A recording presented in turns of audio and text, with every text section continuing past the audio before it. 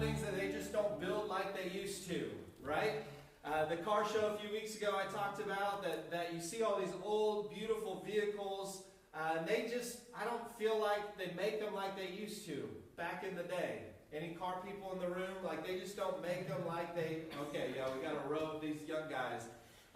They don't make them like they used to. Now, I buy a car, and I've got a car payment. The moment I'm done paying it off, what does it do? It breaks down.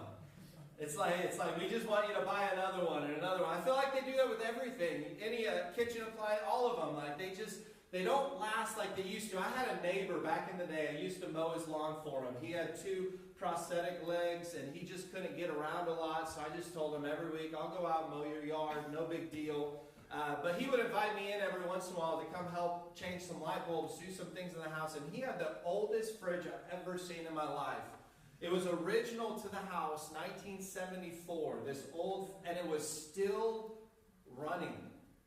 Like, that's just amazing. I don't know if I've had anything in my life last that long, because legends never die, they talk about that. And so we're going to talk about legends. Last week we talked about Ehud, the stud. This week we're going to talk about the brave. It's a couple people. We're going to go through 3 people specifically, but can you just say this morning? Say that God can use anyone. Go ahead, say it back to me. God can use anyone. Anyone he chooses. If God chooses to use somebody, he can use them. We look throughout Scripture and we see the most common, you might say, the most ordinary, or even the ones that are a little on the shady side that God uses. This morning in my Bible reading plan, my wife was reading through the life of Ahab and Jezebel. And he was one of the worst kings, it said, in the whole nation of Israel. And yet God still used him in battle to defeat people. God used a donkey once. He spoke. Not the Shrek movie. Real life in the Bible. God used a donkey to speak. I mean, these are the things. God can use anybody he chooses to use. And that includes you. Look at your neighbor and say, God can choose to use you. God can choose to use you. Sometimes we don't feel like we're up to the task, or we're good enough, or faithful enough, or strong enough, but God can use you. So we're looking at Judges chapter 4, if you would turn there with me. Judges chapter 4. And we're going to look at 3 specific people. The first is the judge. Her name is Deborah. And then we're going to look at Barak. He's the leader, the commander of the armies. And last, this lady named Jael. She is a fireball. We'll get to her in just a minute. But God can choose to use anyone. And the first is Deborah. It says in Judges 4, verse 4. Now Deborah, a prophet, the wife of Lapidoth, was leading Israel at the time. Leading Israel at the time. When we think of leaders in Israel, when we think of judges, when we think of these great people in the Bible throughout history, we usually think men. Not to be sexist this morning, but it typically, when we talk about America's founding fathers, right? This is the world that they lived in specifically back then. The culture was very patriarchal. The culture was very guy-heavy. In fact, we even see the founding fathers of our faith, right? Abraham, Isaac, and Jacob having multiple wives. The husband's at the epicenter, and then there's all these wives. And even with Jacob, he has 4 wives. 2 wives, 2 servants that become his wife. And they're literally paying each other to be with Jacob. It's pretty sick and weird and twisted. And aren't you thankful that God can use us? He can use anyone he wants to use, right? Including Jacob the deceiver. Including these people. And we don't just throw everything away because they're not useful. But I love the Bible because even in that culture, even before the New Testament, this was very progressive. That Deborah would be the judge. But let's look just for a moment, because we can't box God in on who he can use, whether it's gender, age, background. But let's look just for a moment at some of these incredible women in the Bible that God used. We've got that screen up there. Some incredible women, from Esther to Hannah, Rahab, the prostitute, who's now the great grandmother of Jesus, Abigail, Mary Magdalene, Sarah, Ruth. I mean, we could preach a whole sermon on each of these individuals. Naomi, Priscilla in the New Testament, Lydia, Miriam, Phoebe. I mean, we have woman after woman. Aren't you thankful this morning that God is not a respecter of persons? Right? He's a respecter of principles, but I'm thankful this morning that God can use anybody. Because guess what? It gives hope for me, and it gives hope for you that you're not too far gone, you're not too messed up, that God can use you. That your background doesn't disqualify you, your wounds don't disqualify you. God can use you. And I love this about Deborah. She's sitting there and she's listening as people come to her. People respect her. People are coming to her asking for advice, getting judgments at this time. And so I want to ask just for a moment if there's any Deborahs in your life. I had a grandma, her name was Ruth, which is a good Bible name. Her full name, her first and middle name, it was Ruth Esther. I mean, you can't get more Bible than that, right? And on top of that, she was born in Colombia because she was the daughter of a missionary. She's third generation missionary, born in Colombia and then moved to Bolivia and then moved to California and met my grandfather and then was a pastor's wife in the States for a long, long time. But I'm so thankful for my grandma, who I didn't know it at the time. But I was in and out of relationships through high school, and I didn't realize it at the time, but I broke up with this girl that I had been dating for several years, on and off. It wasn't a healthy relationship, but I learned later that my grandma prayed me out of that relationship. Anybody thankful for praying grandmas in the room? Yeah. That I'm a believer, that I'm probably a pastor today because of my grandma Ruth, who loved the Lord and loved me and decided I'm going to devote myself to prayer. And she ate some of the wildest things because she was a missionary. Her breath always smelled like coffee or onions. She would eat onions like apples. Anybody know somebody who does that? I mean, it's just I don't like onions to start with, but this is my grandma. She was a Deborah in my life, and I wonder if we could honor the Deborahs in our life.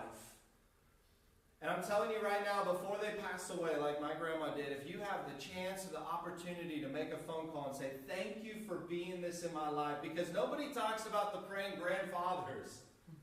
They talk about the praying grandmothers, and I'm not saying that grandfathers don't pray either, but I'm just saying there's something about it. Sometimes we neglect people. We neglect places. We don't think that we can learn. My dad used to tell me, you can learn, son, you can learn from anybody, even if it's what not to do. But we can't get so fixated in thinking things have to be a certain way, and sometimes biblically even, we think things have to be a certain way, but listen, not only are there Deborahs in your life who are helping you or have helped you, but you could be a Deborah for somebody as well. All the women in the room, listen, you are more powerful than you ever realized. God can use you. What you have to offer is incredible. And God isn't limited, again, by gender, age, background, anything. You read these stories about Chuck Colson, who was an advisor to Richard Nixon during Watergate. He ends up in jail, but then he gives his life to the Lord. He would call himself a scumbag back in the day, but he gave his life to the Lord, and now he started these prison ministries. And he has, if you read about not just his life, but the lives of those that have been changed in prison because of his ministry, because he said, God can use me, then God can use anybody. Come on, say it with me one more time. If God can use me, he can use anybody. If he can use anybody. He can use anybody. So Deborah, as she's wandering, as she's judging this land, she hears a message from the Lord that says, you need to go and fight. Go call Barak, and you need to fight against this nation, against the Midianites. You need to fight against them, and you need to call them here. So she calls Barak and she tells him, hey, we've got to go to battle. And Barak says this in Judges 4:8. He says, I'll go if you go with me. But if you don't go with me, I won't go. Earlier in my ministry years, as I read that passage, I thought, what a loser. Not in a bad way, not in a negative way. Because Deborah goes on to say, because you wouldn't go on your own, because you wouldn't do this on your own, a woman is now going to get the credit for this victory. You know, and as a younger guy, I'm like, can't believe a woman's going to get credit for this. What's wrong with you, Barak? Not in a bad way. I'm just saying, like, sometimes you have those thoughts. Like, you could have been sent, you could have gotten the award. Now you're going to let somebody, again, in this culture, somebody that they viewed as lesser, getting this award instead of you, getting the victory and the spoils instead of you. But as I've matured and as I've grown, I realize that what he's doing isn't weakness, but it's humility. He wasn't worried about accolades. He wasn't worried about awards. He wouldn't go without Deborah. He said, I don't need to be the guy. I don't need to be the man. And this is what we have to realize in life, that physical maturity is independence. Especially in America, we grow up and immediately we're like, okay, you need to ride your bike on your own. Let's get the training wheels off. And metaphorically in life, we do the same thing. You're a certain age. Now you got to be a man. You got to be a woman. Now you got to go get a job. What's your career? What's your choice? And all of those things are good things. We want you to be independent, right? It'd be really awkward if I was still baby feeding Israel at 17 years old, you know, with a baby bib around his neck. That would look really weird, wouldn't it? Because we want us to have independence. We want us to grow. I'm glad I don't have to drive them around everywhere still. I'm glad that I don't have to do certain things, right, that we used to do when they were babies. I'm glad for independence, but can I tell you that spiritual maturity is not independence, but dependence. Physical maturity might be independence, but spiritual maturity is dependence. The more I grow in this walk with God, the more I grow in faith, the more I realize that I'm not enough. Anybody else with me this morning? Like, the further I get in this, the more I'm just confused and dumbfounded. God, why would you use me? God, I don't have all the answers. When I was younger, I thought I knew everything. Anybody know somebody who's that way? I know everything. The longer I'm in this life, the more questions I have than answers. The more I read the Bible as I get older, there's a lot of questions that I still have that are unanswered. But I say, God, I don't get it all. I don't understand it all. Just like Billy Graham had to do at one stage in his life. He said, God, I don't understand everything in this book. And I'm glad I don't, because if I understood you completely, you wouldn't be much of a God. But I choose this day to trust you and to believe it with my whole heart. That's called dependence on God. And this is what Barak had. He said, listen, if you go with me, I'll go. But if you don't go with me, I won't go. I need the presence of God with me. It was essentially like taking the Ark of the Covenant into battle with them. He recognized his need for help. The same thing we see in Exodus 33, verse 15. The Israelites, they had just been so terrible all throughout the wilderness. And the 40 years is about up, Exodus 33, and God is just about fed up with them. He said, listen, I'm going to just send you into the promised land. I'll send an angel before you to wipe out everybody, but I'm not going to go with you. I'm just so tired of you. And Moses says this. He goes, if your presence does not go with us, do not send us up from here. Man, I hope that that would be our spirit and our hearts today and every day. God, if your presence doesn't go with me today to work, I don't need to go. God, if your presence is not with me, if you don't go before me, if you don't stand with me, if you don't reside in me as I do this life, like I can't do, we have to acknowledge our need for him, that I can't go without you. The same thing with Esther and Naomi, the same principle, or Ruth and Naomi, excuse me, the same principle. Wherever you go, I'll go. Your people will be my people, and your God will be my God. There has to be some form of relationship here that we have with God, this dependence on him daily. Give us this day our daily bread, that we say, God, I can't do this without you. He didn't need the award or the accolade. And so often we don't ask for help because we want all the credit. Or we often treat needing help like failure. Anybody ever done that before? If I ask for help, I'm admitting that I've failed. I admit that I'm not good enough. I admit that I can't make it on my own. And Barak was this man's man. He was a leader, a commander of armies. And if a man like this can ask for help, so should we. If a man like this can say, I can't go without you, then so should we. God, I can't do this. So we see Deborah and Barak, and I want to spend a lot of time on this last person. Her name is Jael. I love this name. We almost named our daughter Camille Jael.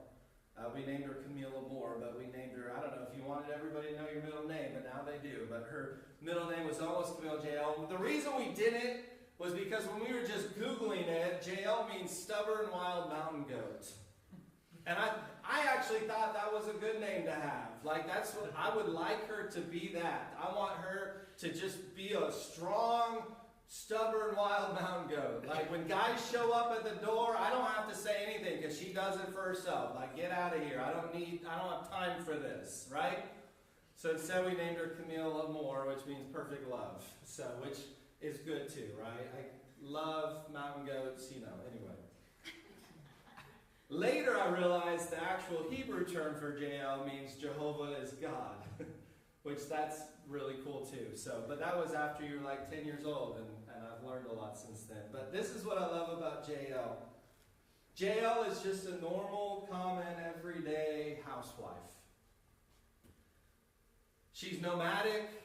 She's part of the Kenite tribes, which would be the father-in-law of Moses, his people. So she comes from them. That's where her husband's from. And this man that they're fighting against, his name is Sisera. He's the commander of the army, Sisera.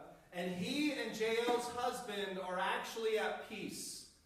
They have peace with one another. They're living at peace as he's nomadic and they're setting up, tearing down their tents all over the place. These two people have peace together. So the enemies of the Israelites are at peace with Jael and her husband. And this is what I love about her. It says this in Judges 4:18. Jael went out to meet Sisera as he had fled because Barak and his army defeated them and they're running for their lives. This army's running and he gets off his chariot and he tries to hide in Jael's tent. So it says this. She said to him, "Come, my lord, come right in and don't be afraid." Come right in and don't be afraid. She sees him running and she knows who this man is. She also has probably heard rumors or heard the battle raging going on. And in spite of her husband's peace with her, she said, I know what God has told me. And listen, I know a lot of marriages that aren't equal in that way. You have a husband that's not serving the Lord and a wife who is, who's diligently, faithfully praying, who says, I'm going to go to church whether you do or don't. I'm going to take my kids to church whether you don't. I'm going to live this life whether you don't. I know a lot of husbands that are continuing the faith and their wives aren't. And they're doing the same thing. I'm doing this no matter what. And this is what Jael is, I feel like. Maybe a little unequally yoked, but she said, I'm going to serve the Lord even if you don't, husband. I'm going to do this no matter what. Your spouse or family member may not be serving the Lord, but you can still fight battles for them. So he comes in. He's like, nobody's going to check this woman's tent. They're not going to come and find me here. And he tells her, can you get me a drink of water? I need to hide, but I'm tired, I'm thirsty. And I love this because she doesn't go and get him a drink of water. It says that she goes and gets him milk. She goes and gets him milk. And this is what I love because she only has what's available to her. And I'll ask you this question that's on the screen this morning. What is in your tent? What's in your tent this morning that you have to fight your battles with? And the first thing we see in Judges 4:18 is she covered him with a blanket. Like she's making him real comfortable. She's sneaky. She covers him with a blanket. Instead of water, she gives him milk. Do you know that there's properties in milk that are amino acids that actually make you tired? Just like on Turkey Day, whatever the stuff is, the tryptophan, and I don't know if I'm saying that word right, but that makes you tired. She understands maybe this, but it's probably likely warm milk from a camel in this pouch, and she gives it to him, and she covers him up in the blanket, probably sings him a lullaby as well. I don't know if that's the case, but she is a little shrewd, I would say, in her dealings, because we don't know it in the text yet, but later we understand what she's about to do this man, so she's preparing to take care of business. And she's doing little dealings. And we must be shrewd in our dealings here on earth. There's a parable in Luke chapter 16. There's a manager who just was about to get fired. His boss said, you got like a week left to work with me. Here it is in verse 8 and 9. It says, before it gets their context though, so he's about to be laid off, and he goes to each of the people that owed money to the manager. And he said, listen, how much do you owe me? How much do you owe my boss? And he says, I owe him like 50,000 quarts of oil. He said, take your receipt and cut it in half. You only owe him 25,000 quarts of oil. And his mindset was, if I help them now, once I'm out of a job, they'll help me later. If I help them, they'll help me. And so Luke 16:8 through 9, it says, the master commended the dishonest manager because he had acted shrewdly. Everybody say shrewdly. Shrewdly. That doesn't seem like a parable Jesus would tell, right? For the people of this world are more shrewd, there's that word again, in dealing with their own kind than are the people of light. I tell you, use worldly wealth to gain friends for yourself, so that when it is gone, you will be welcomed into eternal dwellings. This is such a weird parable and such a weird passage. Like Jesus is saying we should be really shrewd about our dealings. Why? What does that mean? And I'll tell you just for a moment, in my understanding, my limited understanding, at least in context with what we're talking about, I think it's very important as believers that we use every resource that we have available to us to do what God has called us to do. I'm not telling you to sin. I'm not telling you to do things that are illegal or immoral or anything like that, but I am saying there should be something inside of us. Listen, there are producers, sinful producers, that are using all of their resources to market filth to a younger generation, right? Even Disney we could talk about all these different things, Target and all the brands, all the things that are supporting so many alternative lifestyles and so much sin, and they're being shrewd about their business. They're giving 100% effort. Hollywood is giving 100% effort. Management is giving 100% effort into their sale of their product. Something that is not eternal but temporal. And these guys are giving and sacrificing their entire life to see it happen. And so often I see the church as the complete opposite. We show up on Sunday morning, we sing our 3 or 4 songs, we listen to a sermon or a good word or whatever it may be, and then we go to lunch and we eat our lunch and then we just go on with our week. We haven't fully given our life to this thing. There are so many unbelievers that have given their entire life and well-being to things that don't matter eternally. But God has given us a gift. He's given us this treasure in these jars of clay. He's given us something eternal that we should be sharing. He's also given us a great commission. Go into all the world and preach the gospel. He's given us a commandment to go and to live this thing out to the best of our ability. And we just go to church on Sunday mornings. But what about your neighbors that don't know the Lord? I mean, these are the things that we have to start thinking about is, God, how can I use what I have in my tent to share this gospel? What can I use? What do I have to offer? How can I be shrewd, you might say, in winning people to Christ? I'm not trying to deceive anybody, but I have something to offer. I have talents, I have resources, and am I using them just to gain wealth for myself, or am I using them for His kingdom? And we have to ask these questions over and over. And I love Jael because she only has what she has, but she says, I'm going to use it. I'm going to do something with it. So she covers him with the blanket, and then she gives him milk instead of water. And then while he's sleeping, in Judges 4:21, it says, Jael picked up a tent peg and a hammer. I love this passage. It's one of my favorites. It's really brutal. She takes this tent peg. We'll use this microphone for a second. She takes this tent peg, and it says that she puts it right on his temple as he's sleeping, on his side, the temple right here. And tent pegs back in the day, it's not like the little zip-up tents that you put in the ground with the little metal tent pegs. Like, these are like, think of like circus tents. You got the big wooden tent peg that probably is about this size. And she sticks it on his temple. And then she hammers it, and it says it goes all the way into the ground. Through his head, into the ground. All these stories that we're reading about this month are the book of Judges. Last week it was Ehud, and he stabbed the king all the way through. And this week it's a tent peg. And I thought, what would make her think to use a tent peg and a hammer? What would make her think to use this? And I wonder if she was nervous. I wonder if her hands were shaking a little bit. I wonder if she was a little terrified to do this. How many have ever hit a nail with a hammer before? How many have ever slipped and missed the nail before? And hit your thumb or something else and tried not to say bad words in the process, right? I mean, we've all done it before. And I just wonder, what if she misses? If she misses and this guy wakes up, if Sisera wakes up, he's a man of war, it's over for her.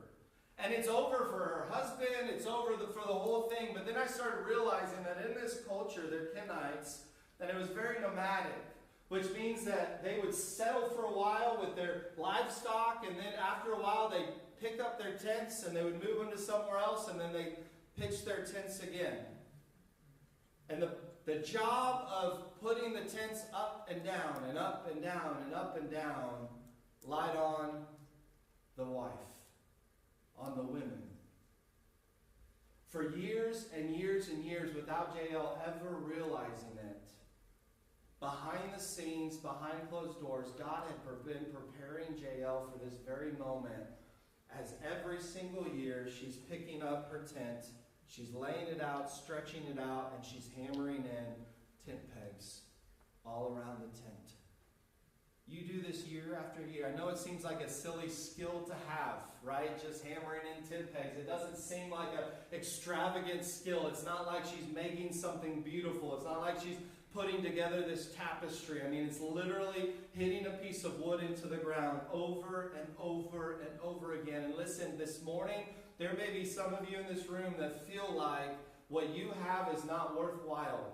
What your talent is not enough. What you have to offer, and that's why you've not used it. That's why you've not been shrewd with it. That's why you're not telling people about Jesus. That's why you're not doing what He's called you to do. Is because you just feel like, what do I have to offer? I'm just a housewife. I know how to get milk from camels. I know how to dry out some blankets, some of their fur that we've had after we kill them and butcher them to make some blankets. I know how to put wood stakes in the ground. I'm really good at that. But what is that to offer in comparison to the world? Like what am I in comparison? We live in this comparison. And the moment you compare something with something else, you kill it. It's the fastest way to kill anything. Is to compare it with something else. And that's what we do over and over again. Jael could have just said, I have nothing to offer, so I'm just going to let him come into my tent and lay and go on his way. And so often we let the enemy do that in our lives as well, because we just think we're not good enough, we're not smart enough, we're not spiritual enough, we're not godly enough. But I'm telling you this morning that if God can use anyone, God can use you. God can choose to use you. Whether you have 1 talent, 3 talent, 5, it doesn't matter. God is faithful. And when you say, God, what I have, fish and loaves, it might not be a lot. And He said, it's enough. God, all I have is this staff, said Moses. And God said, it's enough. We can look all throughout the Old Testament and the New Testament. Think about Jeremiah. God calls him. Before I formed you, before I made you in your mother's womb, I knew you, I formed you, I fashioned you. And Jeremiah responds and says, but I'm just a young man, I've got nothing to offer. Who am I? And God said, don't say that. I'm going to give you a backbone. You're going to stand before kings. I mean, what an incredible thing to think about. And the list goes on and on and on. Even Isaiah, here I am, send me. But first he goes, God, I'm just a man of unclean lips. I don't have a lot to offer here. Think of Mary, just a teenage girl. Just a normal, everyday, ordinary girl. And God says, I want to use you to raise my son. Jael with just a tent peg and a hammer. And so she takes the tent peg quietly after he's sleeping for a while in the REM stage of sleep. I don't know if she even knew what that was back then. But she takes the tent peg, puts it up against his temple. She said, I'm going to make the most of every opportunity that I have. I'm doing this for my husband. He didn't realize what he was getting into when he made a treaty with this man. I'm doing it for my kids. They don't understand it one day, but I don't want them to live oppressed with the same things that I had to deal with. So I'm going to break the curses in my family now so they don't have to deal with them later. Listen, I'm telling you, there are things right now that you can do that affects generations to come. And so Jael hammers it down all the way into the ground. All the way into the ground. And the man dies. All the way into the ground and the man dies. So let me ask you this question this morning. What's in your tent? What skills, resources, opportunities do you have available to you that could be useful for the kingdom? I want you just to take a real hard look at your life just for a moment. A real hard look, an internal look at what you have available. And can I tell you just for a moment, if it may seem insignificant, don't discount it. If it seems insignificant, please don't discount it, because God can use a tent peg, then he can use you.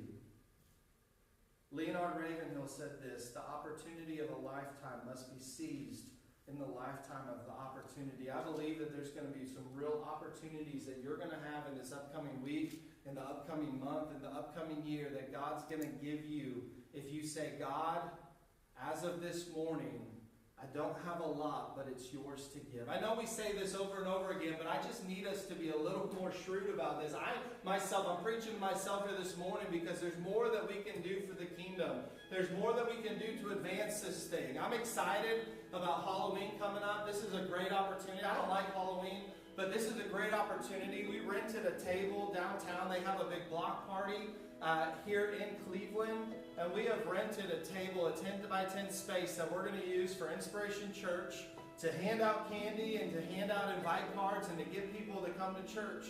And we're going to use something that the enemy might use for evil, like a Halloween holiday, right? And we're going to say, God, if you can use anything, right? And we'll have sign-up sheets in the next week or so that you can sign up to help. We're going to do an underwater thing. We're going to have a little puppet stage that we're just not going to have puppets, but we're going to have a puppet stage that we're going to use, and then we're going to do Let's Go Fishing. And I don't know if you've seen those old carnival games where you have the old fishing pole with just a clip on the end of it. And you throw it there, and somebody's on the other end, and they put a piece of candy on it and tug like you got a fish. And it's going to be silly and old school, but the idea is twofold. First, that they get to go fish and get some candy, but it's also a reminder to us that we're constantly fishing. We're constantly fishing. I hope you guys realize in your life that you're constantly fishing with bait for people, being shrewd and saying, God, what can I use? What do they like? What are conversations that they would want to have? What are things that they like? How can I get into their world? How can we get more into the community? What can we do? So we're finding ways that we can partner with this community to share the love of Jesus, not just to fill seats. It'd be awesome if this room was full, but this isn't about filling seats. This is about filling the kingdom of heaven. And so we want to make this house full so we can make his house full. And so we're going to do that at Halloween. And so I'm so excited, but there are many other opportunities along the way that you guys have that I don't have. You have access to places. Glory to God, you guys work in the school system. You have access to places that I don't have access to. At your businesses, at your line of work, where you are at in life, you have access to places that I don't have access to. And are you going in there thinking, how can I better myself? Or how can I advance his kingdom? This is the question that we all have to ask ourselves. God, I want to do this for you. I don't need the glory. I don't need the praise. I don't need accolades. I don't need awards. If you can use Deborah and Barak and Jael and a tent peg and a hammer, then you can use me this morning. So bow your heads with me just